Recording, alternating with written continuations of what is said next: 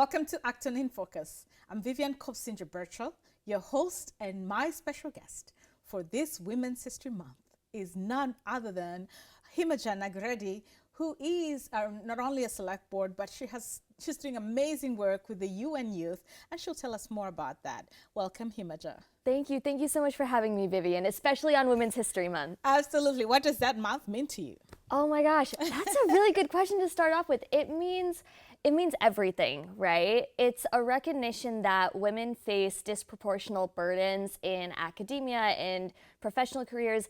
These gaps that we see for women and gender minorities compared to men start off at birth and last generations. And so it's so important that we continue to talk about it. And it's the same thing as Black History Month. It's not a conversation that should be isolated to a month, but should be a year-round thing. So I'm glad that we're talking about it on such a month that really gives recognition to the additional barriers that women face and how we can all be part of that solution moving forward. It's amazing that you've mentioned that it's not something that we can just talk about just 1 month or work on in just 1 month, and also the history of the burden that women face in different sectors of life, you know, has been acknowledged not only locally but internationally. That's why we have conventions like CEDAW, but we'll get into that later.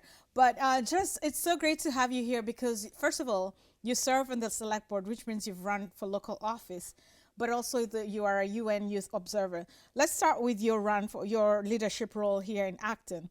What has that journey been like, and how does that, tie into Women's History Month in terms of experiences? Yeah, it's a really good question.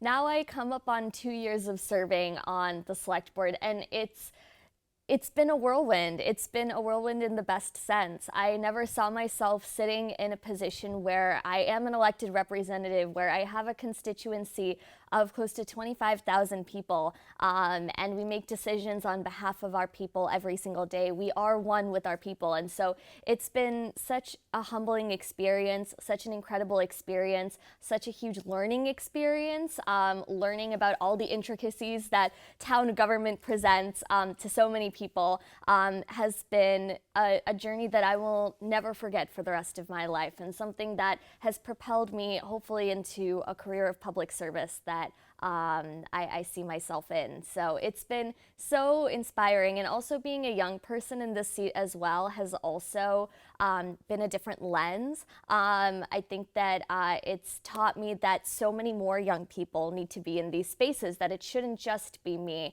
and that we should have more youth representation throughout Acton, and the benefits that that can have with young people being such an integral fabric to our town. And speaking of the lens, through your lens as a young person and as a woman, a girl, or whatever, where the gender that identifies as female, what are some of the things that you have learned on the job about women's experiences? I'm focusing on that because this is Women's History Month, obviously, but there are more experiences that if you want to talk about, you might as well just... Absolutely. It's a very good question. I think being a woman on the select board, serving in local office is definitely interesting, especially a woman of color. I think that it's, Acton is predominantly white, let's call it as it is. Our leadership is even more predominantly white, and isn't really reflective of the growing diversity of our town. And so to have more women of color serving in these seats is really important. It provides a much needed experience and knowledge of experience in these decision-making seats. When we're talking about things such as, how will certain, things in our town affect our residents, sometimes they disproportionately affect women. When we're talking about things that might not even seem like they're gendered, they definitely do have implications on women when we're talking about safety, when we're talking about clean and healthy environments. So much of what the select board does disproportionately affect women. And so it's important that we continue to talk about that. And having myself and Fran as the two women on our Acton Select Board has meant a lot. It's meant a lot to have Fran there because it can also be a very isolating experience being a woman in an elected position, especially especially with my background being from an immigrant family, with town government being so new and just an unfamiliar experience. It's meant so much to have other women serve as mentors and kind of support each other throughout this wonderful, crazy journey that is town government. Right, and it's interesting when you mentioned that town leadership is majority male, because I remember a time when I was creating a video and I was part of it was highlighting the leadership, police chief, fire chief, town manager. And then, I stopped in my tracks and I'm like, I'm going to get a beating for this because it's all white males. And then I'm like, that's and what leadership is. And it's like, and then I'm like, okay, I haven't even put our legislative delegation. We haven't even touched that yet. We haven't touched that, and it's all males, and I realized that, oh my goodness, where are the voices of women in some of the, of course I acknowledge that they work with a team that has women, but I'm just, realizing that the top leadership of legislative leadership, town government is really heavily influenced by male leadership, which is, we must acknowledge that, they're doing a good job, bringing on some, or at least consulting women on some issues, but it's not the same. 100%. It's not the same, Yeah. So I remember I asked, of course, I like to brainstorm and ask about, what women could do to succeed.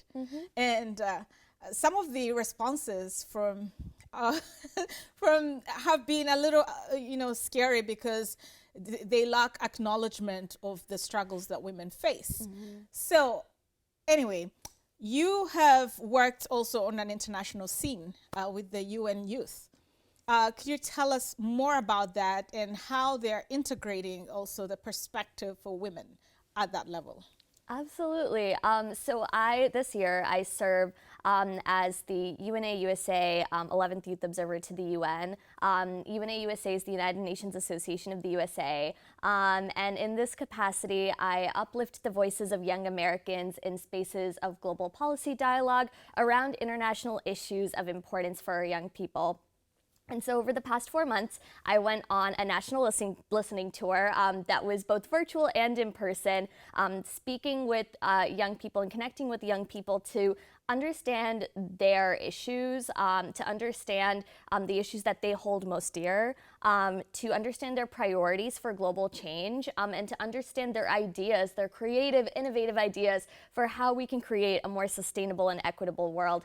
And it just blew my mind. It blew my mind to see how intelligent and driven and creative and just so down to earth and wonderfully, just some of the most incredible individuals. And it really did inspire me so much in kind of, the work that I do to kind of uplift these voices. And one of the most predominant things that we heard in our listening tour was the importance of championing gender equity. A lot of young people, including myself, find ourselves in a position where we have less rights for our reproductive well-being, for our bodily autonomy, than the generation before us. We're moving backwards, and the pandemic has only set us back more. The UN estimates that it'll take us close to 300 years to close current gender gaps. That's massive. That's close to 300 years of having to live in an unequal world and having to perpetuate that inequality across generations.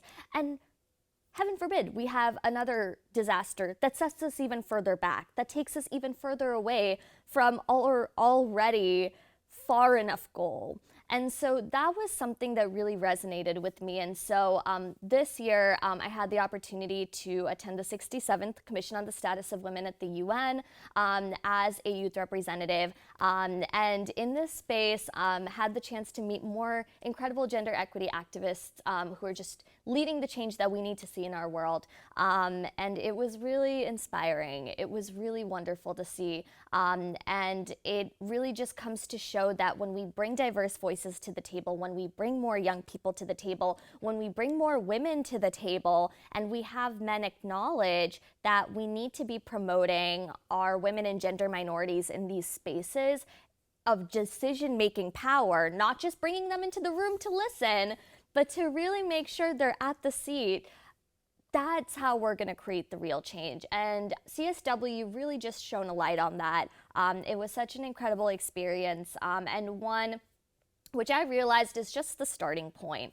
Attending these conferences it's always a whirlwind, right? You step into the General Assembly Hall or UN headquarters and you're like, oh my God, this is incredible. This is where like all the power is seated. But it really is just the tip of the iceberg. The real change for gender equity is gonna come in our local communities. It's gonna come with more women being able to serve an elected office. It's going to come with more women being acknowledged. It's gonna come with more barriers that are put against women being destroyed one by one by one as we continue to do that in-depth knowledge as we continue to do that in-depth research, I should say, to gain the knowledge that we need to.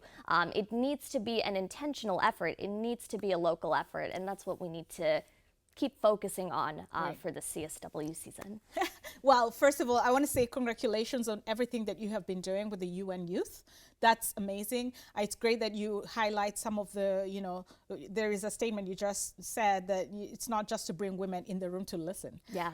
That is powerful. And now I think it's a great segue into the CIDO. I earlier mentioned that, these challenges have existed for so many years that the international community acknowledged that there needs to be steps taken to empower women through CIDO. And for our viewers who don't know, CIDO is a Convention on Elimination of All Forms of Discrimination Against Women. And I think there's 170 countries have ratified that convention out of 195, which is impressive. But you would think that with that number of countries who have ratified, that there'll be more change. But we're continuing to hear this same message that women are still, marginalized. Women are still struggling in political, leadership, in finance, in all sectors, basically. And there are a few, articles in CIDO that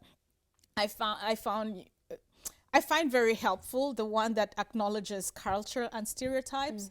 There's one that acknowledges that to empower rural women. And there is, of course, women in political leadership. So digging a little bit into that, what has been your experience at all with CIDO, and how can it be domesticated in our local community? And I say this because I was a trainer in CIDO back in Uganda. So we can get into that, but I just want to, before we get into that, I want to hear your experience and thoughts on that. Oh my God, CEDAW is one of my most, it's one of the things that I talk about so often because it's so important, right? I mean, we recognize that the vast majority of countries have ratified this, but the US isn't one of them. The US hasn't ratified CEDAW, and that's why when you talk about the domestic effort, it is so important that we continue to push on that. I think that there's a political will. I think that there's a general popular approval towards moving towards gender equity. It's just how do we actually tangibly manifest that effort? And that means how do we actually put in the resources to making this happen?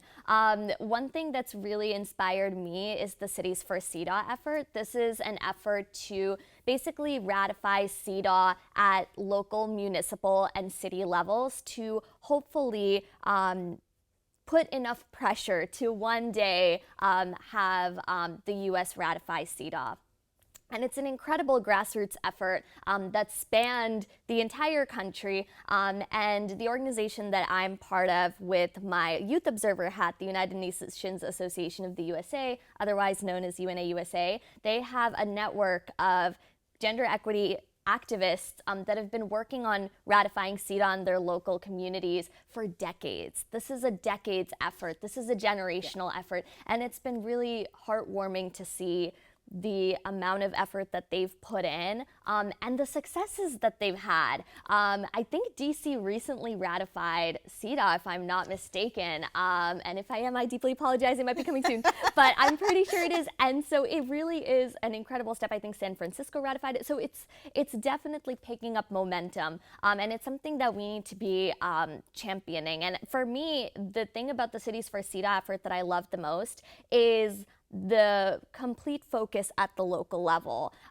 So as part of the Cities for CEDAW effort, you commit to doing a gender equity audit, making sure that within your government departments, whether it's like a small government or a larger city government, making sure that your internal processes are equitable from a gendered perspective. And after doing that analysis, really coming up with how can we take action? How do we make sure that, for example, if we have an inequity when it comes to our hiring practices, when maybe we need to be hiring more women, how do we tangibly move forward? How do we set up metrics so that in the next year, we're making a greater commitment towards hiring more women? And so things like that are so important because, again, it's all about localizing this. And we talk about SDG 5, gender equality, a lot at the UN, especially around Women's History Month. But it really comes down to how do we manifest this at the local level? And that's where all of us taking a part in the communities that we belong to is fundamental.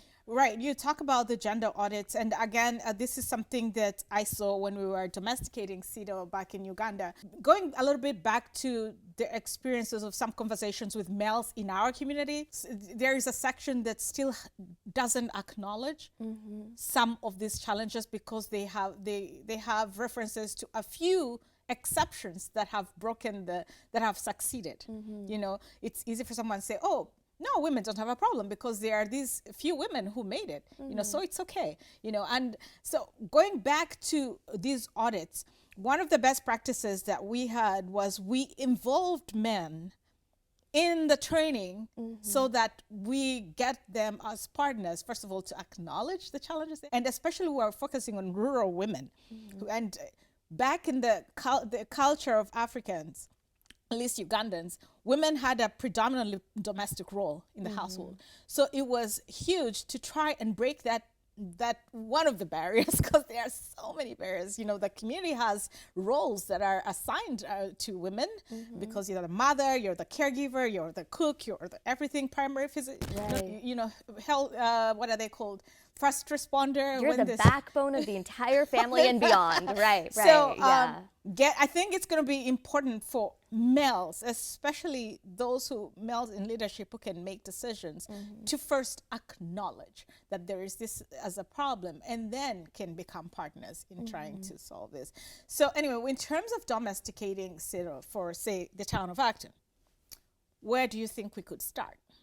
Oh, yeah, absolutely. And this is something I actually pitched as a select board goal. But one thing that we can do is work to see if we can implement a Cities for CEDAW similar effort here in Acton, making sure that we are doing our efforts to make sure that our internal processes are equitable from a gendered perspective.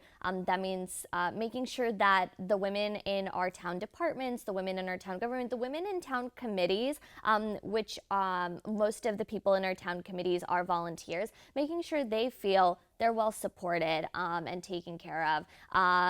Town staff, definitely. And so making sure that we can do what we can from an internal perspective to make sure that we're being as equitable as possible. And I think that our current leadership in the town has been doing a really good job about that. It's been really heartwarming to see that we are taking action, but sometimes we take action after the fact, after something has happened. And so I think that preventative measures are important too. And I think the Cities for CEDAW effort speaks to that, making sure that we're being more preventative and being more proactive with eliminating any types of gender discrimination that might exist. And then I think the second thing is really making sure that we as a town of Acton are being more gender inclusive. And so that means, you know, highlighting Women's History Month as a town. This means highlighting the rights of our LGBTQ plus community throughout the year, it means we need to be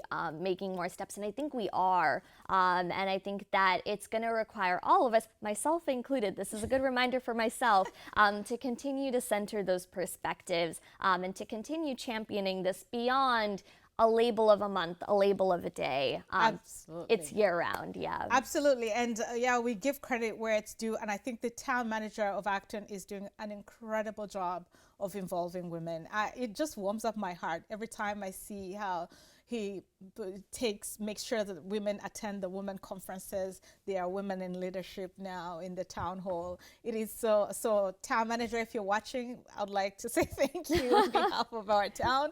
Credit where credit's due, yes. Yeah, but this is just the start, and I hope the rest of the community will support this drive, this initiative. Yeah. And not only within the town hall structures, but within the town structures wherever they are, be it in nonprofit organizations, businesses, name it, because that's how we make a difference in schools. Yes. Yeah. So is there anything that we haven't talked about for this Women's History Month that you'd like to tell our viewers, perhaps? Oh, that's a good question. I think for me, the biggest thing is we need to keep pushing. We need to keep fighting. And it's going to require all voices at the table to really make sure that we are, as women, as gender minorities, given the rights that we deserve. At the national level, we've seen our rights being stripped away completely. At the state level, the fight for it continues in many ways. And we're fortunate enough living in Massachusetts, where a lot of women haven't felt the brunt of that compared to women in other states. This is very much a geographical inequality, but it still very much manifests here in Massachusetts. And even beyond that, I think women have disproportionate access to proper health care, disproportionate access to educational opportunities, disproportionate access to avenues of public service, disproportionate access to equitable pay. The list genuinely goes on, and it's important that we talk about intersectionality. Women of color are disproportionately affected, young women are disproportionately affected, and so we need to continue to talk about that. And so really grateful for you hosting this for Women's History Month to continue to have these types of conversations. And it can be exhausting having these conversations. That's the other thing I acknowledge, because it often falls on the shoulders of women to keep talking about these issues and to make them year-round. And that can be a heavy burden to carry, because this affects us in our daily lives. We're talking about our own trauma when we're talking about this. These aren't easy conversations. I'm talking about the trauma of my mom, my grandma, my great-grandma, generations of women having to face these inequalities. And now I'm facing similar but different inequalities in my space. Right. And it's difficult to keep talking about it, but it's important that we continue to do so, and we continue to rely on each other for support when we do have these difficult conversations. So just want to thank you for being a champion of women's rights, for opening up this forum, and we'll keep supporting our women in town, in Acton.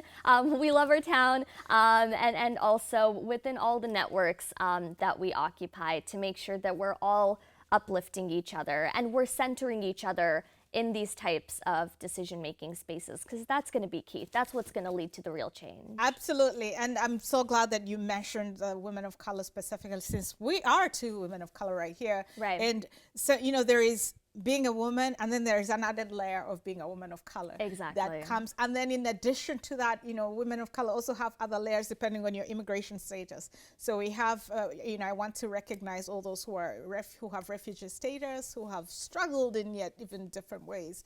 And then the challenges that come with immigration status is it's just incredibly difficult. Yeah. It's unbelievable. And the other challenges that come with being a mother without childcare, and then just like you pointed out during the